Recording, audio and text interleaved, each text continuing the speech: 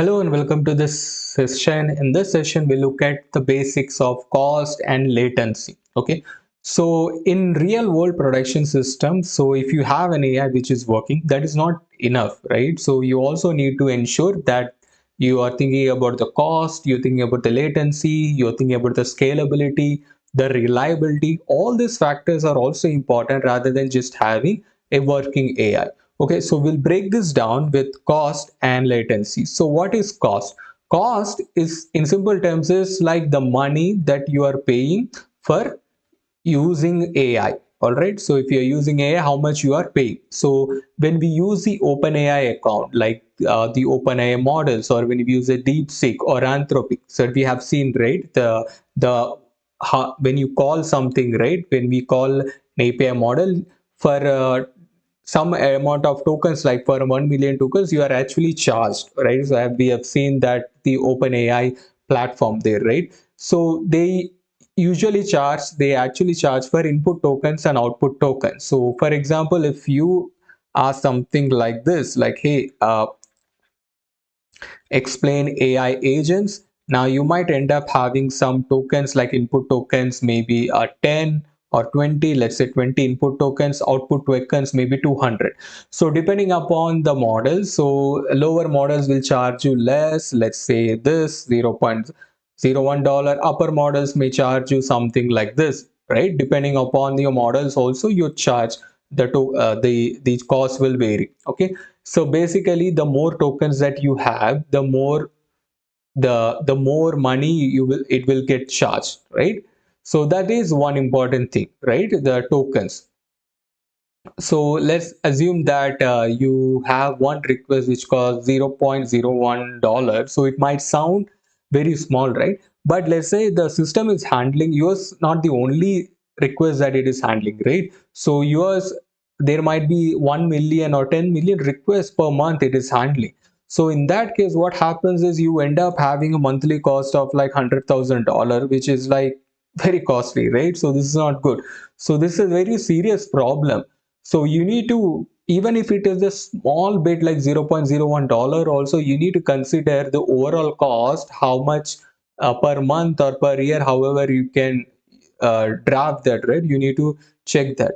So understand this, more tokens, more costs. So you need to figure out like how do we ensure that we use the maximum fewer costs. Like if you have fewer tokens, then it will be lower cost. So this is one thing, right? So tokens is one factor that affects, okay, which affects the cost.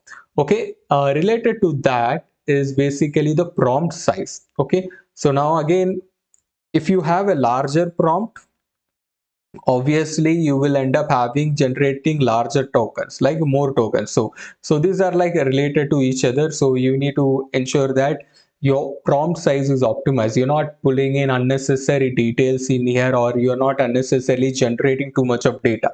Like for example, if you want to generate something, you want an output where you are basically asking like, hey, is this valid or invalid? So you might just ask the AI to just return valid or invalid, right? You don't have to kind of return the entire summary of like why it is valid, why it is not valid, what are the historically how it is, all those things. And again, depending upon the use case, you need to ensure that you optimize your prompt size. So that is also very important. So sometimes, like, chatbots and everything, right? Why they are very the chatbot kind of takes more time, or they are more expensive because you have to maintain the conversation history also, right? So your prompt size, the response size, which is basically your output token. So these things we need to ensure that we can we these are the things using which we can actually control. So ensuring that if you have a less prompt size or less output tokens, then obviously it will impact your cost as well. Okay, then the other thing is the model choice. Okay, so as I mentioned, right, larger models will take more tokens.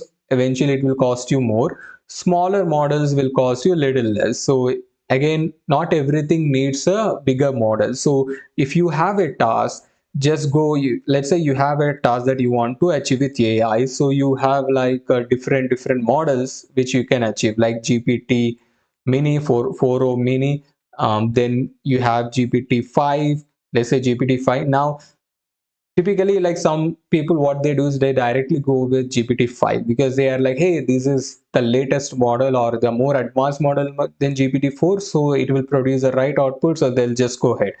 But sometimes what happens, even lower models can also do the same work, because not everything requires an expertise, right? So even lower models can provide those, so you have to check like if this model is also providing them, and if that is the case, then you go ahead and select this model, because this model will cost you less. So the using the lower models, and again, your model should be able to provide the results that you want to, otherwise there's no point in taking the lower model. They will just reduce cost, but you're not going to get the good output, right?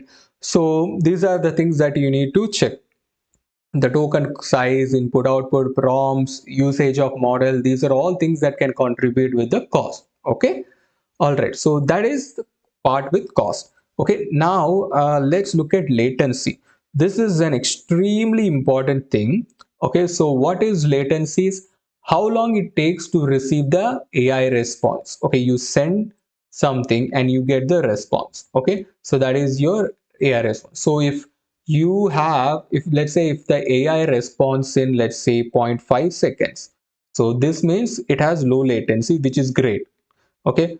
Now if it takes 10 seconds, then it is a high latency. This is bad. Okay. So why? Because see, at the end, right, it's your biggest thing is your users, how your users are using it. So if your user is waiting for 10 seconds to get a response, then the user will lose interest, right? And then your product, no matter how good it is, they don't care, because users they don't want to wait for a longer time. So low latency is very critical. So in applications like your chatbots, right, customer support, right, you need to have a low latency. You don't want to keep your customers waiting. Okay. So that is about latency. Now what affects the latency? Okay. So one is your model size. Okay. Now let's say you have a larger model, you have a smaller model. Okay. Now a quick question for you guys. So just pause this video for a couple of minutes, then think, if I use a larger model and I use a smaller one, which one would have a low latency? Okay. So this might be some confusing, and this is also an important interview question. This basically helps you understand if you understand the models and architecture fairly. Okay. So, so if you thought like, hey, large models are super good, right? So they should generate the output fast, then you're wrong. So smaller models will have low latency than larger models. Okay. So why? Because larger models actually, when you say larger models, right, they have large processing and everything. They do a lot of processing before you give the output. So if you ask question, they'll think the model will do a lot of processing. It will search it a lot of ton of information before it does. So they are reasoning heavy models. So they are more expensive, and they're also a little bit slower. Smaller models, see, it's like this, right? Larger model means, let's say you are asking a question, so you can go and refer to get an answer from some book. So larger model will might look at 1 million books, smaller models will look at let's say 100 books. So if you want to choose between larger and smaller model, obviously you want to choose a larger model in terms of accuracy, because it is actually referring to much larger data than the smaller one. But in doing so, what it is doing is actually putting a lot of time in actually searching. So you will end up having high latency than your smaller models. Okay. So choose your model. Again, coming back to the same thing, you need to choose the right model. Okay. Is this too heavy? Do I need this model? It is actually giving me the data in 10 seconds, or can my customers wait? So all these things you need to kind of ensure that you think about it before you select the model. Okay. So that is one. And prompt length, this is also related to that. Like the longer your length is, more data that you're giving in, the more data it takes, the more time it takes to process, obviously it will give you the data in longer time. So same thing with output length as well. So if you ask it to provide an output of like 10 pages versus one page, right? So it thinks, and it for it to generate the, so it's not gonna, it has to generate those 10 pages, so it will take some more time, right? So very similar to how we also do, right? The other thing is the network time. So network issues, also like some internet communication, the server loads, infrastructure, right? So all these things can also, these are something which, if you are on your own private network, these are the things that you should actually consider as well. Like, do you have enough bandwidth? Do you have a faster internet access? Do you have a good server? Right? All these things you need to check. All right. Okay. So this is about your latency and cost. Okay. Now, one thing that sometimes we need to do is we need to do a trade-off. Like, okay, um, what about the latency versus quality trade-off? Okay. So one of the things is that latency versus quality. Okay. So there are some cases where you just have to give some response, right? For example, when you are in a customer support, sorry, when you are raising a query in customer, so you provide some details. Now immediately you get a response saying that, okay, we have registered your complaint and we'll get back to you.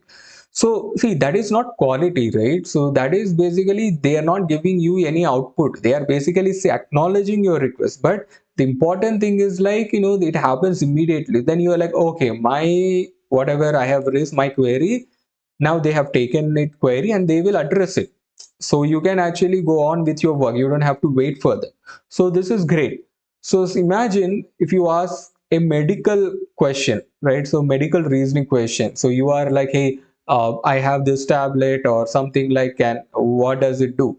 They cannot give you an immediate answer, right? Because the model has to think, it has to collect all the information and everything. So there your quality matters. Okay. So why I'm talking about this is, like, when you, each of you may use models or create models which can do multiple different things, right? Some of you may work on a customer support, so you want a low latency low latency models or low latency products. Some of you might mark in quality, where you will say, hey, I want accurate results even if it takes some time. So you need to do the trade-off, you need to understand the domain wise, like, what is important to me? Is it the low latency, or is it quality, or is it cost? So all these things you need to kind of understand, and then you have to take a call, because you can get the output, right? You can get the right output, but the lot of things matters, like your latency, cost, and everything. So whatever we discuss, right, all these things will help you in kind of designing the right network. Okay. So you might also get an interview question, right? So like, what the question could be like, what are the important concerns in production in AI, right? AI systems in production, right? You could basically talk about the cost. So you can talk about what affects the cost and how you can control the cost. You can talk about latency. This is very important. Examples of, like, which systems need high latency, or can afford high latency, which system need low latency. Of course, token usage, right? How you are generating the tokens and everything, right? Hallucinations, all those things, right, are very, very critical production concerns in LLM system. So okay, so these are the things that you can actually expect from the interviewer. So this is what I wanted to cover. I hope this was helpful, and I'll see you guys in my next class.